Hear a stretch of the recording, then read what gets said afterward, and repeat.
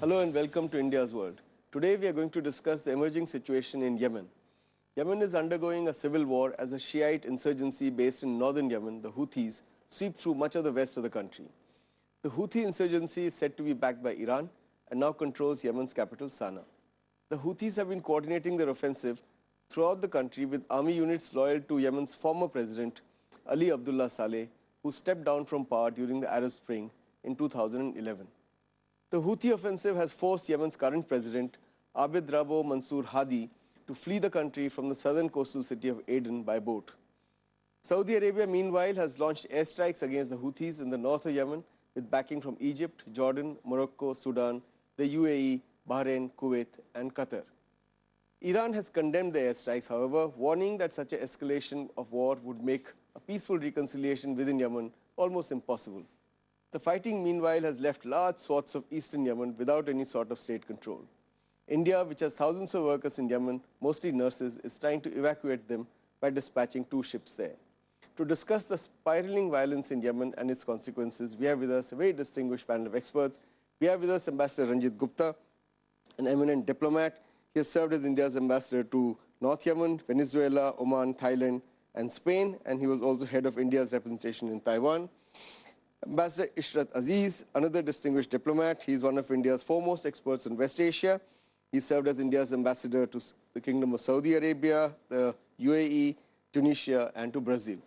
And then we have with us Professor A.K. Pasha. He's professor at the Center for West Asian Studies, School of International Studies, Jawaharlal Nehru University. He has also been director of Maulana Azad Center for Indian Culture in Cairo, in Egypt. So I welcome all of you to this discussion. Ambassador Ranjit Gupta, let me begin with you. What is driving the conflict in Yemen and who are the main actors? And since Yemen got united only in 1990, North and South Yemen, is that also a factor in this conflict? I think one thing which people need to understand is that the Houthis, not Houthis really, but the Zaidi Shias, governed Yemen for almost 1,000 years before 1962, when the erstwhile royalist imamate the civil war started against the royalist imamate, and it culminated in 1967 when the Shiite Zaidis were finally defeated. But they always continued to be a thorn in the flesh of the Republican government, which was finally established in 1967. So, and this is not going to end anytime soon. Yemen has been in a state of instability, civil war-like conflict since then, partly against the Shia Houthis and partly against the Southerners, the PDRY, which got united with the rest of Yemen in 1990. So this is an internal civil war, essentially. Ambassador Aziz, Ambassador Ranjit Gupta has told us about the relationship of the Houthis with the Zaidi Hashemites who ruled. Houthi is the leading tribe. Yeah, so they ruled till 1962. But why is it that you saw the resurgence in the 1990s once again? Since 67 to 1990, they were pretty quiet. Was it in response to the spread of radical Sunni Islam, Salafi Islam being spread in Yemen? No, I don't think it's a response to that. It is much more of the reasons behind are the strategic really confrontation between Iran and Saudi Arabia, or rather I should say Saudi Arabia and Iran. It is not, to my mind, it is not really a Shia-Sunni conflict. There is a lot of tribalism also in Yemen, which we should not ignore. And Houthis are a tribe more than anything else. So I think we have to be careful in calling it a Shia-Sunni conflict. What is happening is sectarian considerations or sectarianism is being exploited by certain powers outside Yemen. But Yemen will have stability only if you have what I call a peaceful equilibrium between various groups within the country through an electoral contest, which has never happened. And President Saleh was overthrown, partly because what did he represent? I mean, he represented an authoritarian rule. It's true, but he was the heart also, of the problem. but he was also a Zaidi Shia. Yes. He was a Zaidi Shia who relied far too much on Saudi Arabian financial assistance. And it is during his time, during his regime, that the Houthis actually became resurgent. So I take your point that it's not a Shia Sunni thing entirely. Absolutely. But why did they rise against him? Why did they rise against him? Because he was really he was being supported by outside power like Saudi Arabia, like United States. Because don't forget, United States had a lot of interest within Yemen pursuing the Al-Qaeda extremists. So he was very much very close to both Saudi Arabia and to United States, which is really not accepted. The people of Yemen don't want outside interference in their affairs. You wanted to add something? Yes, yes. People, I mean, Saudi Arabia and United States, yes, but Yemen was one of the very few Arab countries that very strongly supported Saddam Hussein after the invasion of Kuwait. So at that point of time, of course, he was completely on the opposite side of the fence, not with the United States or Saudi Arabia. And before the Saddam era, his major patron was the USSR, and then Saddam. Then only these people came into Professor Pasha, the Houthi movement today, of course, is an armed movement, but it began as a peaceful movement. Its head, Hussein Badruddin al-Houthi, who was from Sada, he led a peaceful movement against President Saleh, non-violent movement. So why were the Houthis forced to take up arms? Well, this is not the first time that the Houthis have taken up arms. When the imamate was overthrown in September 1962, they took up arms, and of all the people, it was the Saudis who supported these so-called royalists against the Egyptian forces which intervened and supported the Republican forces. So Egypt played a very important role to contain Saudi influence, number one. Number two, the present Houthis were actually peacefully demanding whatever they have been so far. But none of the demands were actually met even by Ali Abdullah Saleh. Well, he launched six military operations against them. When he was president, they had been agitating. But under Saudi pressure, the tables have been turned. Now the Saudis are against the Houthis. For almost 10 years, in 60s, they were with them. But now the tables have been turned, and then the Houthis are now in the bad books of Saudi Arabia. But basically now, Ali Abdullah Saleh, who was the strongman of Yemen, who united both the north and communist south, he wanted to remain in power. He was opposed to the GCC formula backed by the Saudis to change him and his brother, and he had his tentacles all over, not just in the military, but also in all structures of the government. He had dominated, he and his tribes. But he was not willing to listen as much as the Saudis wanted, or the Americans, for that We're going to discuss this further, but we need to take a break at this point. Stay with us. Welcome back. We are discussing the escalating war in Yemen. Ambassador Ranjit Gupta, why did the Houthis sign an agreement on peace and national partnership only last September? And why did they then abrogate it? Because they had agreed to give up their arms and come into the political process. What went wrong? The internal situation within Yemen has always been a very complex mix. Yeah.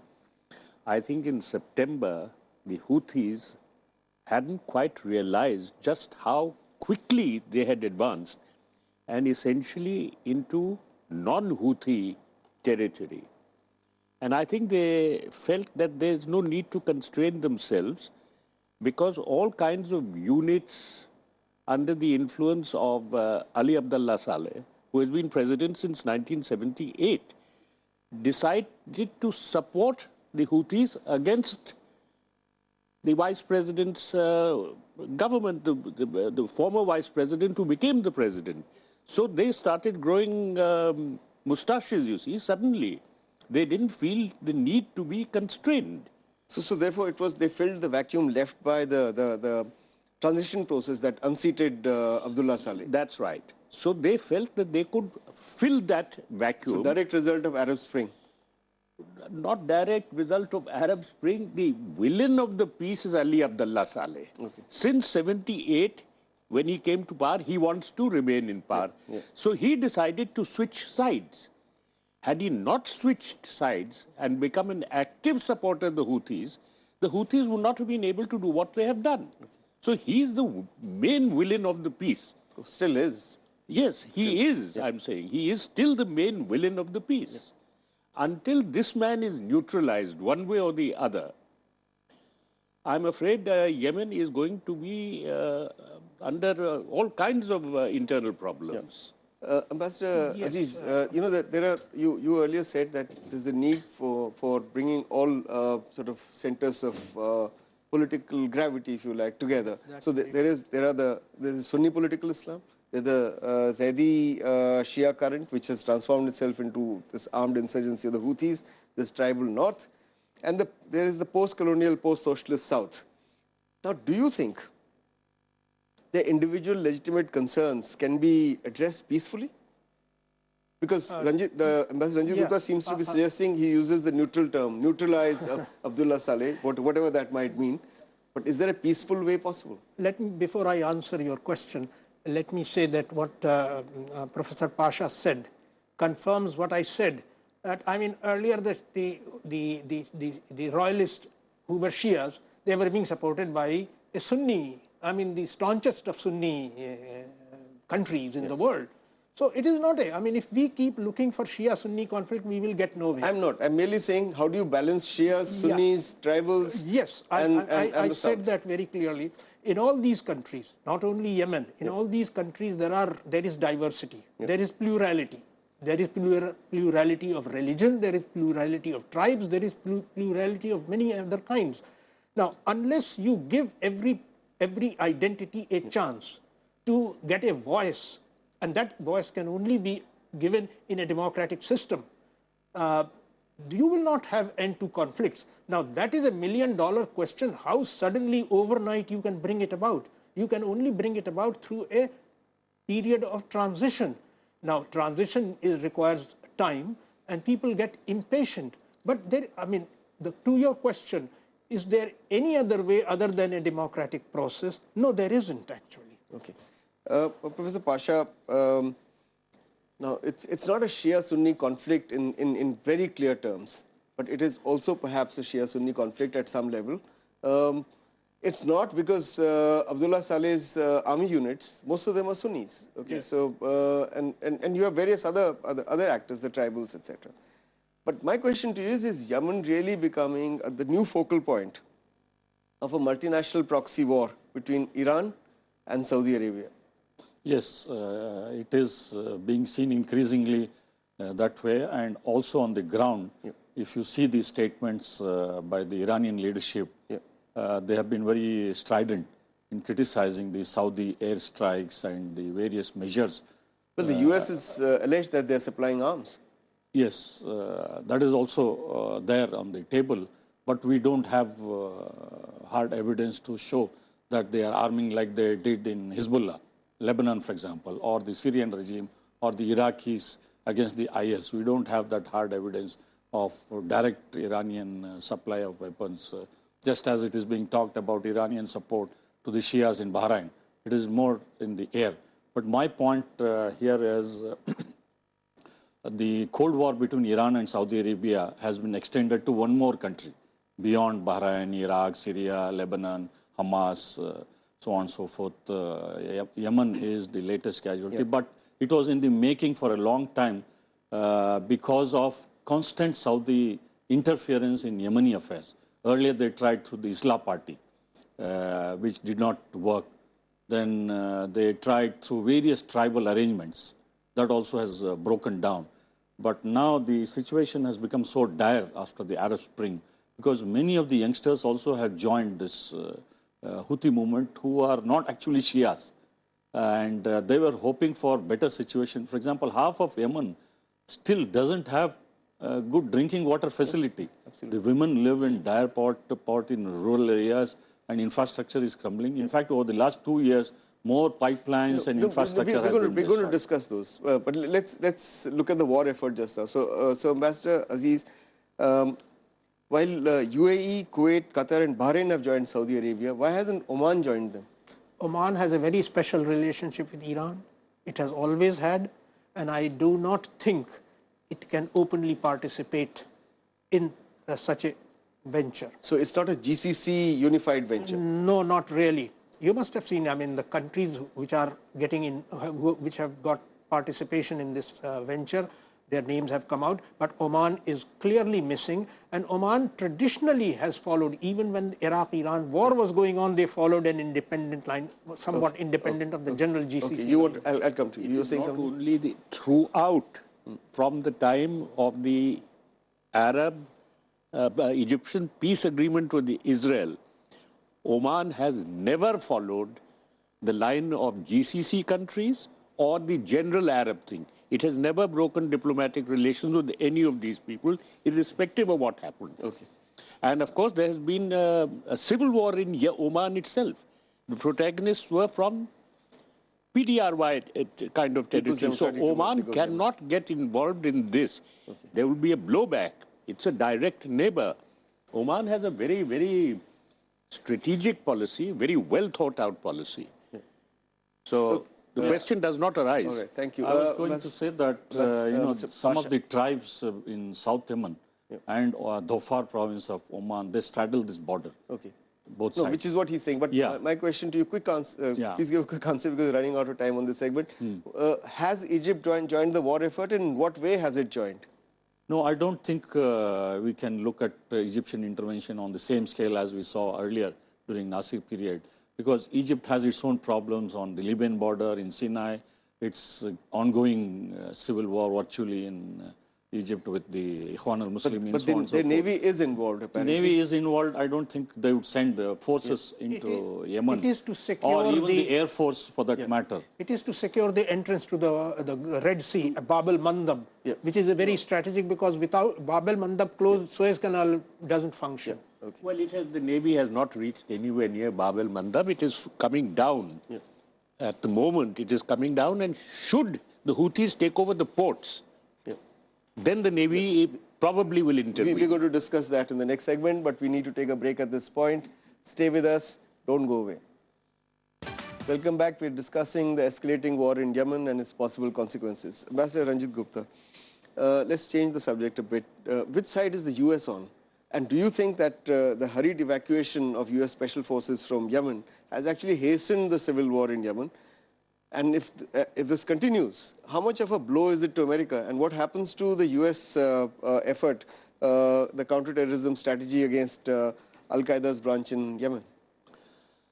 The U.S. is becoming increasingly marginalized in many countries of West Asia under Obama's presidency. And I think the U.S. approach is absolutely correct. Its on-the-boots involvement on the ground is not going to achieve results. It is only going to have counterproductive results. So the US is doing well by staying out. Essentially, it is best if the Yemenis could sort out their problems themselves. But if they can't, let the regional players fight it out. And to another issue, I must say, there is absolutely no evidence of any Iranian supply of weapons. Till 6 months ago, all the airports were under the control of the Yemeni government, not Houthis, except Sada. But there was no way a plane could go to Sada. And the Houthi area control was on the Saudi border. So Sada has been destroyed, Sada has been, but it has an airport, which could have been used, but under those circumstances, the question of weapons going there did not arise. So there is a lot of bogey involved in blaming Iran. Yes, there is a competition, there is a rivalry. From tomorrow onwards, of course, now that direct flights have started and all that, it is possible for Iran to supply weapons should it be necessary. Okay. But I do not think that Iran plans to get actively involved in this internal conflict. All right, thank you for pointing that out. Ambassador Aziz, Yes. how does the conflict in Yemen affect the rest of the world? And what is the importance of Aden and the state of Bab al-Mandeb for international trade, energy and oil supplies? Is it easy? Is it an easy choke point? Because I'm told, even at its narrowest, it's about 16 kilometers wide. Well, 16 kilometers is not that wide as waterways go. I think the importance of this conflict is it's indirect really. If some people were fighting within Yemen, it wouldn't matter. But there is external involvement for sure, not necessarily that Iranians are supplying arms. The thing is, for Saudi Arabia, Yemen, what happens in Yemen is critical. It has a very long border of 1,800 kilometers. And there is a legacy of problem going back to Taif Treaty when the Saudis defeated Yemen and created the border. Now, the thing is that if developments in Yemen affect Saudi Arabia, it affects the world, because Saudi Arabia is a very key country as far as energy is concerned for the world. So I think that is the importance. The bigger importance is that it is becoming a source of conflict between Iran and Saudi Arabia. Let's keep to the oil trade. Why do we presume that if the Houthis take over, yes, that they would not want to benefit from the oil trade and they would choke it? Why would they do No. it? If you look at their governance strategy, what one is reading is that they actually don't take over governance completely. They just send a minder there and ask the existing officials and state machinery to continue functioning as they were. No, if the Houthis do that, there will be no problem. But you cannot be certain that once the Houthis have taken over Yemen, they will not create problems for Saudi Arabia. That's the whole problems are likely to be on the border. The whole issue of the 3 or 4 Yemeni not provinces, on the maritime side, but on the not land on the border. maritime side. It is in nobody's interest to disrupt that trade, and I do not think that is going to be disrupted. Okay. In any case, it is not a major thing in terms of oil trade, yes, but not oil trade. Okay. So that is another thing. Yes. Yeah, I wanted to intervene here. There are 2 issues. One, of course, is the lost Yemeni provinces, which all Yemenis are united to regain that. But now there is a 3-way conflict within Yemen. That is the former communists, progressive, then you have the Houthis, and then the Sunnis. It's a 3-way confrontation going on. And the 4th element is the Al-Qaeda, which is now expanding its influence. Mm-hmm. And this has potential to make Yemen into another Somalia. Okay. And the maritime security is of utmost concern for countries like India, yeah, and various other littoral countries in the Indian Ocean. Because if the government is controlled by the Houthis in Sana'a and bulk of the provinces, the sources of livelihood for the other remaining players, yeah, will shrink actually. Okay. Okay. And they would have no other alternative but to resort to this kind of tactics which the Somalis have been pursuing. Let's change the subject a little bit. How does this conflict impact India? Because India has been coming indirectly, but directly how does it affect us, except that our people are there, thousands of them, and we need to evacuate them? Our ships might be attacked. The reality is there is a possibility of a Somalia-like situation developing. As Professor Pasha has quite correctly pointed out, yeah, I see the possibility of the South, distinct possibility of the South seceding. Yeah. Within the South, there could be a continuing civil war between Al-Qaeda and the government, with a continuing civil war in the rest of the country between the Houthis and the remnants of the government. So in that chaotic situation, yeah, India does not want another Somalia, because that would affect trade, piracy, and, yeah, this kind of thing. Otherwise, there's no direct impact upon India per se. The numbers of people are small, they are being evacuated. We are not into big-time trade or oil relationship with Yemen, so it doesn't affect that. But instability in Yemen, within Yemen, is a problem, and much greater the potential instability on the Yemeni-Saudi border, which could become a long-term and difficult problem, not only for India, but for a lot of countries who are dependent on oil in Saudi Arabia. Of course, the oil fields are very far away, but stability in Saudi Arabia is a big issue for every country in the world. Stability in Saudi Arabia or Yemen? In Saudi Arabia. Okay. If instability starts, if any movement starts to recover those provinces, then there could be a very major. Now that is far away. Okay, we are running out of time. I would like to just extend the point. Quickly, we are running out of time. Yeah, the instability would not only go to Saudi Arabia but also to Oman. Supposing if the ailing Sultan Qaboos is out of the scene, Oman. He hasn't nominated a successor. But there are claims from the Yemeni side over parts of Dhofar. So in that way, it may spill over to the other Arabian coast. All of us want very bad for India. All of us want peaceful settlement of of Yemeni politics. Okay, but my question to you is there anybody today, any player who can impose a military solution on Yemen? And my second question is, do you see the UN stepping in, for example, putting no-fly zones in place, and some other players putting troops on the ground, and the situation actually escalating instead of stabilizing? Well, I think, first of all, I don't see countries far and beyond putting boots on the ground. It will, if you notice, America has been very cautious. It has been sharing intelligence, but beyond that, it hasn't said much. So that's one thing. And I think for us, it is more of a diplomatic dilemma than any other thing, because as you know, we have very vital interests in Saudi Arabia, for example, with such a large Indian community there, and Oman, and even Yemen is a country of long-term strategic interest for us. Don't forget one thing: nobody will try to stop the flow of trade, but just to control a choke point is a significant thing. Yeah. Okay. We've run out of time. I'd like to thank all my guests, Professor A.K. Pasha, Ambassador Ishrat Aziz, Ambassador Ranjit Gupta for coming here and taking part in this discussion. That's all we have for you today. We'll be back again next week as usual. Till then, goodbye, and thanks for watching India's World.